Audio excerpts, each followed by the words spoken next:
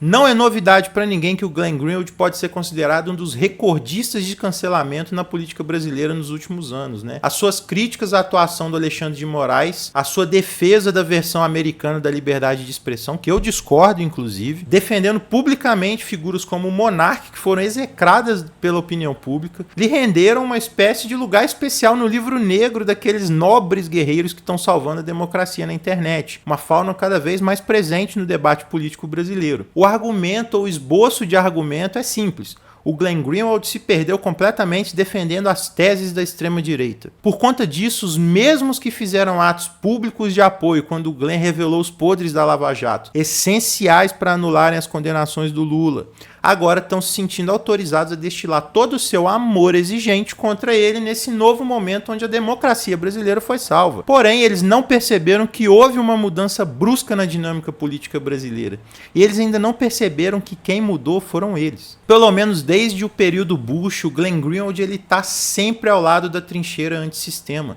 Ele foi contra o Patriot Act, que é uma lei que suspende uma série de direitos civis com o pretexto de combate ao terrorismo, e teve um papel ativo na denúncia da farsa que justificou a guerra no Iraque. Teve ao lado do Julian Assange quando ele revelou os podres que as grandes potências ocidentais queriam manter debaixo do tapete. Foi peça central na divulgação dos dados de espionagem em massa que o Edward Snowden revelou. E aqui no Brasil mostrou que a Lava Jato era uma farsa motivada politicamente. E a dita esquerda? Bom, boa parte dela estava do lado do Glenn em todos esses momentos, mas ela não percebeu uma coisa. Enquanto o Glenn continuava na trincheira antissistema, a esquerda pulou o muro e foi para a trincheira da defesa do sistema. O Bolsonaro venceu em 2018 com uma certa resistência das elites econômicas que preferiam o Alckmin, mas acabou sendo aceito e normalizado por essas elites por defender uma agenda alinhada com o que elas defendiam. A ideia era engolir o Bolsonaro e fazer com que essa defesa antissistema dele fosse pro saco, domando o governo, mas isso não foi possível. Bolsonaro, ele soltou a militância contra o STF,